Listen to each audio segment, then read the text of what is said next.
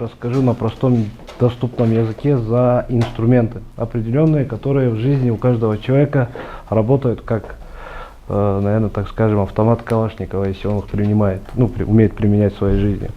Это основы, то есть базовые знания, которыми должен обладать, я считаю, что любой человек, прежде чем он подходит к институту, к религии, к определенным вещам. Я считаю, что это должно быть. Как вы думаете, вот представим такую ситуацию, мы собираем машину, правильно же? Какую машину мы бы собрали? Комфортную, быструю, удобную, еще какую? Красивую. Угу. Чтобы, когда садишься, что было в душе?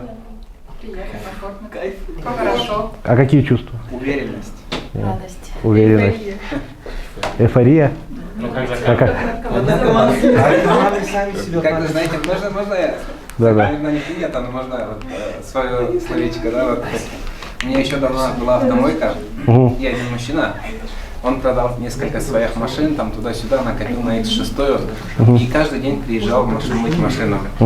И когда я услышал, как он по телефону разговаривает, я каждый день стараюсь пораньше лечь спать, чтобы пораньше встать, чтобы сесть за баранку этого автомобиля догореть, да? Автомобиль спросил. Да. Как вы думаете, какой фон чувств бывает? Кто-нибудь знает за чувства? Что вы испытываете вообще каждый день? Вот сегодня, за весь день. Каждый день? Ну вот. Страх. Страх это, знаете, это вы говорите шаблонно. Страх, это вы описываете, страх входит вина еще, знаете? Вина, чувство вины. Туда входит неуверенность, да, или же, когда я вижу какую-то ситуацию, иду на работу и не знаю, получится или не получится. Переживание, да, это все можно назвать страхом или же боязнью, понимаете, да, или опасением. То есть очень важно понимать свои эмоции, свои чувства, потому что, насколько я знаю, тема, как же я все-таки понимаю свой эмоциональный фон. Потому что если я не понимаю, что я чувствую и о чем я думаю, то, соответственно, в реальности я не могу принимать правильные решения и как-то жить более осознанно, так скажем. Так, вернемся к машине еще раз.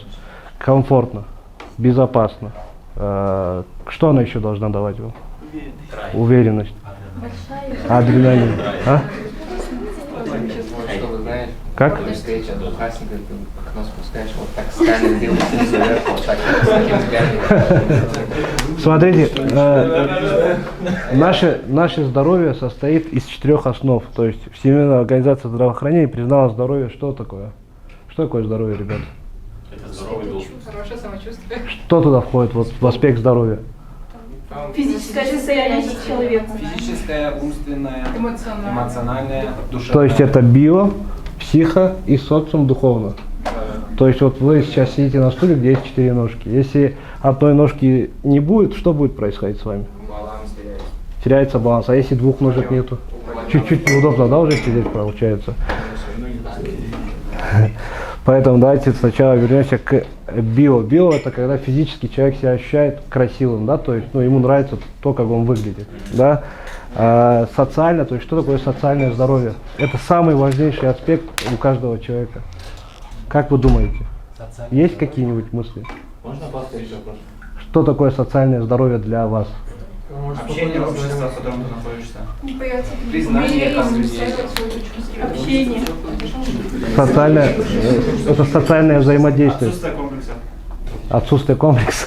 Это то, что я хочу, чтобы этого не было. Давайте я скажу более подробно. На самом деле социальное здоровье – это когда я полностью уверен в своем общении с людьми. То есть оно бывает здоровое и нездоровое. Например, здоровое – это когда моя самооценка, то есть то, как я думаю, что думают там мои партнеры или кто работает у меня, или где я работаю, обо мне хорошо. То есть это уже я заработал определенную планку. А если я постоянно переживаю, что как обо мне подумает тот или этот человек, и делаю определенные поступки для того, чтобы убедить этих людей, что это называется? Как это называется? Неуверенность в себе, да? Не-не-не. Комплекс. Манипуляция. Комплекс. Манипуляция раз. Правильно. Манипуляция раз. Зависимость от мнения других. То есть нам приходится что делать? Менять мнение других людей о себе и не жить для того, чтобы люди обо мне думали так или иначе, правильно? Какие действия предпринимают девочки в этот момент обычно? А? Что они делают? Меняет внешность. Меняет внешность. Меняет внешность, еще что?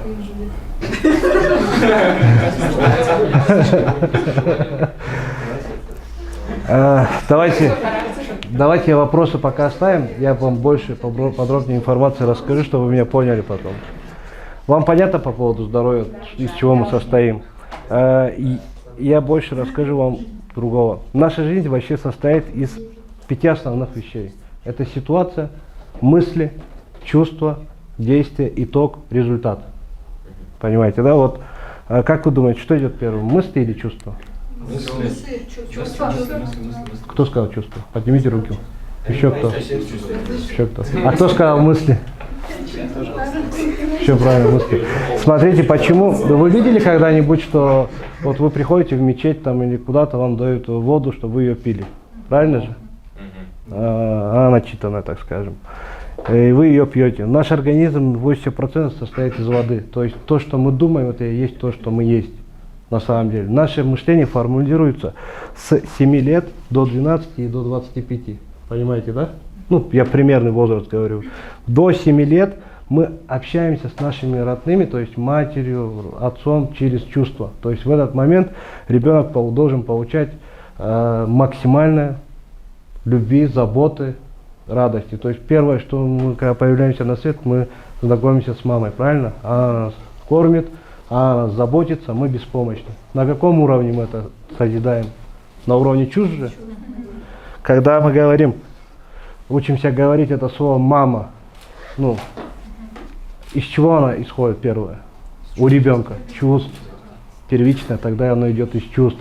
И тогда голова начинает рассказывать. Это мама. То есть вот эти чувства, любовь, вот этот инстинкт, который мы приобретаем в ходе, когда растем, это мы учимся объяснять себе в первую очередь.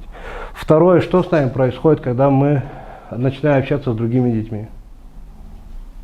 Взаимодействие, правильно же? Да, во время взаимодействия мы в первую очередь... Как? Кто-то что-то... Спросили, что происходит, когда вы общаетесь с детьми. Саул говорит, умиляюсь. Я говорю, если ты ребенок, ты как-то можешь умиляться другому ребенку. Если Да. ты взрослый, то да. Если когда ты ребенок, ты не умиляешься. Ты пытаешься найти контакт с другим ребенком. Да, смотрите, ребят, это очень тяжелая тема, потому что здесь 3 темы сразу, которая будет переходить, когда я это стиру в 4-ю, и это все без друг друга не работает. То есть, если я вам подробно не объясню каждый инструмент, который здесь есть, вы не поймете основу, к которой мы сейчас придем чуть-чуть попозже. Поэтому, когда мы взаимодействуем, да, нам что-то нравится, что-то не нравится. Нас обижают или мы обижаем. Правильно?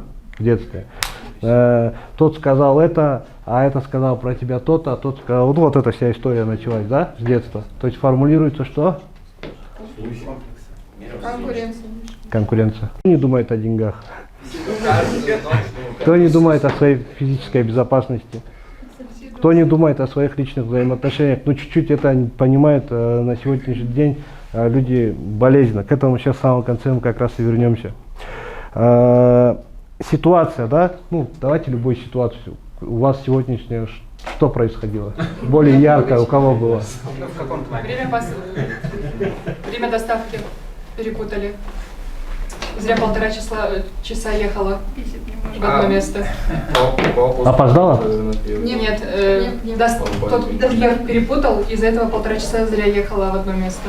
Зря ехала. Да, досада была. Обида. Злость, ярость.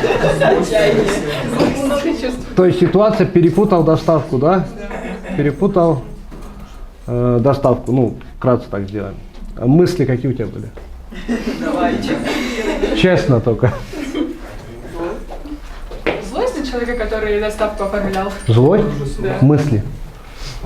Перед этим всем. Вчера? Как можно быть таким безответственным человеком? Ему? Да. Мгм. Чувства какие были? Вот, зря потратила свое время. Эмоция это уже когда, вот смотри, вот я нахожусь в состоянии любви, да, то есть есть там гамма чувств. И в этой гамме чувств я благодарен, я убежден, я счастлив, и у меня есть созидание. Ну, вот, это гамма чувств, которые дают определенное состояние. А когда я нахожусь в раздражении, беспокойстве, неудовлетворенности, да, соответственно, что со мной будет происходить дальше? Эмоции и чувства, понимаешь, чем различаются? Мы можем... Вы понимаете, вот человек, который, вот, допустим, вот круг, да? Я сейчас нарисую, маркер очень плохо рисует. Вот он постоянно чувствует раздражение, да? Неудовлетворенность и беспокойство. Гамма чувств создает эмоции? Конечно, эмоции. Например, когда парень с девушкой знакомятся, что у них происходит? А? Эйфория. Эмоции. Когда они друг друга понимают. А тем более, когда и он, и она находились в раздражении. Я знаю, что вам надо провести. Когда парень и девушка, в принципе, находятся в состоянии раздражения, неудовлетворенности, беспокойствия, и могут только чувствовать себя хорошо, когда происходят определенные в жизни эмоциональные скачки. Понимаете, да, о чем говорю? Когда такие люди с друг другом встречаются, что происходит?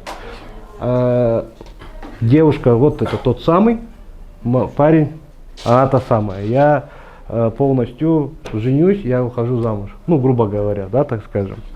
В этот момент вырабатывается что? Эндорфин? Счастье. Эндофамин, не эндорфин, эндофамин, счастье вырабатывается. Но ни в коем случае, вы, наверное, слышали, да, на сегодняшний день, да, у нас в республике, вообще, в принципе, во всем Северном Кавказе очень много разводов. Все слышали? Это вот по вот этой ситуации именно то, что мы сейчас разбираем. Потому что вот здесь они больны, и вот здесь они больны, они с этим ничего не сделали. И вот на вот этой основе пытались создать определенные взаимоотношения. То есть вошли вот в определенный круг зависимости, вот два человека, понимаете, да? И вокруг этого круга, я сейчас буду это объяснять, постоянно ходят. А можно спросить, вот больные в плане психологически не созрели или что? Не только психологически, и духовно, и социально. Ну, например, от того, что ты думаешь, что ты хорошо, крепко выглядишь, у тебя есть зарплата в 60 тысяч рублей или 70 тысяч рублей, это же не значит то, что ты можешь построить счастливое будущее. Минимум 100 надо. Но дело здесь не в финансовых эквивалентах. Дело в том, насколько вы созрели. Это ответственность. Ответственность за свои чувства, за свои эмоции, за свою жизнь, это первично. Если я в этом вопросе не разобрался, неважно, я мальчик или девушка, то я, соответственно, не смогу разобраться в ответственности, в взаимоотношениях с другой женщиной. Понимаете? Это не, в принципе невозможно. А самая большая зависимость, знаете, от чего? От деструктивных взаимоотношений. Когда люди ругаются, мерятся и происходит вот этот весь круг постоянный, у них вырабатывается эндофамин счастья равно употреблению 2 дорогам кокаина. Я сейчас, вот смотрите, равно употреблению 2 дорогам кокаина. Что равно начало, скажи? Начало приложения. Что равно 2 дорогам? Дисфункциональные взаимоотношения между двумя людьми, зависимые. Вот, например, да, Рустамбек начал беседу с того, что я занимаюсь в сфере нарко- и алкозависимости, правильно? Вот я вам говорю, что дисфункциональные взаимоотношения намного сильнее наркотиков. То есть человек пребывает в таких состояниях, что он своей головой даже не может объяснить, что с ним происходит. Здесь в основном молодежь, если мы спросим более взрослых людей, у кого были жизненные опыты, да, в общении, и там были женаты, развелись и так далее. Если я у них спрошу, они поймут. Когда расходились полностью и принимали решение, что все, больше никогда в жизни этому не вернуть, потом в какой-то момент проходило определенное время, вы находились рядом с друг другом и смотрели друг на друга, и ты думаешь, блин, я же только что говорил, дал себе слово, как я здесь оказался. У кого-то на лице вижу такие ситуации, понял сразу? Все просто напрягаются и максимально не показывают, понял? Ситуация. Вам понятно, да, про что я пытаюсь вам сказать? Для чего эта вся история нужна, понятно? Когда у нас формируется определенная реальность с 7 до 12 лет, то это больше детская история. С 12 до 18 лет это уже система механизмов защиты. Мы реальность, знаете, как осознаем? Как мы ее добываем? Ну, мы же люди же, да, здесь же нету профессоров, специалистов же, да, во всех этих сферах. Есть система механизмов защиты, которые называются там рационализация, импровизация, минимизация, интеллектуализация, фантазии, сравнение. То есть ситуация. Ты сегодня ехала в машине, правильно? Ты говоришь, у меня были мысли, да? Вот он плохой человек и так далее, и так далее, и так далее. Почему он перепутал, я из-за него 1,5 часа времени потеряла. Как ты его простила? Как ты себя успокоила? Как ты приняла ситуацию? Ну, подумала, ну ладно, в другой день уже съезжу. Ну ты уже съездила 1,5 часа. Другой день это.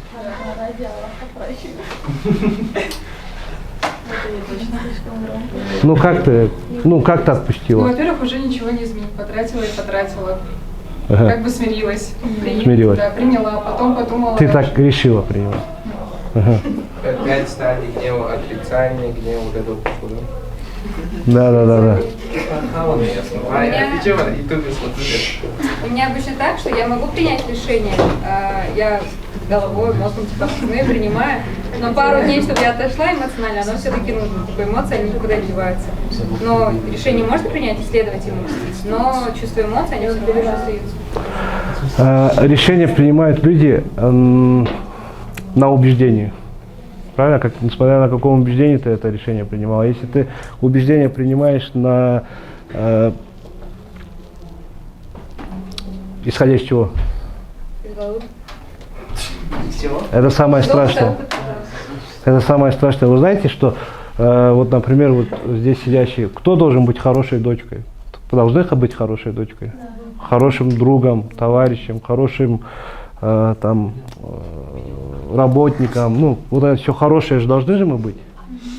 Вам с детства-то говорят, что вы должны это быть. Я не говорю, что вы не должны. Но вы знаете, насколько это может работать против вас самих? Иногда ты замечаешь это. Как? Ну, иногда ты замечаешь, что ты такой хороший сотрудник, хорошая дочка, все, я хорошая для всех. Но некоторые как-то... Это вопрос вот к ней, когда она говорит, я принимаю решение. Вот ты принимаешь решение, исходя из чего? Из того, что ты должна быть хорошей, или исходя из принципов? Исходя из того, что я хочу в итоге получить. В итоге ты хочешь, твой эгоизм хочет. Я хочу, чтобы было вот так и вот так. Смотрите, ребят, система механизмов защиты. Вы, наверное, здесь уже проходили отрицание, да, определенное. Что такое рационализация? Здравое принятие решений. Здравое принятие решения. Это вам говорит психолог, который говорит о здоровом человеке. Если мы говорим о человеке, в принципе, который полностью находится вот в этой истории, здесь ни я, ни ты не являемся полноценно здоровыми людьми. Потому что в той или иной ситуации мы будем делать те или иные поступки. А полноценно здоровые люди такого не испытывают? Какого? Полноценно здоровые люди бывают? Нет, это невозможно. А? Вот эмоции, раздражение. Не, полноценные здоровые взаимоотношения бывают. Полноценные здоровые, как вам сказать, если из 100% брать, то их процентов 15-20. Они хотя бы есть. А? Они хотя бы есть. Они хотя бы есть, да. А если говорить в плане, там, например, о людях, которых мы живем, вот здесь средний возраст 18-22 года, правильно же? Да, мы же живем, вы же только будете входить в взаимоотношения. Кому-то 34. Минимизация, уменьшение проблемы. То есть у тебя происходит ситуация, какая? Доставкой. Ты уменьшаешь эту проблему. То есть воздействуешь на эту ситуацию через именно минимизацию, рационализацию, интеллектуализацию и сравнение. Понимаешь? Зачем ты это делаешь? Для чего ты сознание делаешь? Для того, что ты привыкла уже так оправдывать все в жизни. Ну получилось, завтра возьму, окей. А вот эти чувства и вот эти эмоции, негатив, который у тебя был, ты его не можешь даже признать. А без признания того, что у тебя есть какие-то негативные чувства, позитивные эмоции, да, ты в принципе не решаешь эту проблему. То есть ты живешь вот в ней. То есть доходишь до 25 лет, до 30 лет, и по итогу в тебе вот такой комок чувств, да, которым ты не разобрался за всю свою жизнь. И твои поступки, и твои решения, убеждения, какие у девушек, знаете, бывают к 25 годам, пока я за всю историю встречал, мужики, ну, это козлы. Это 100%.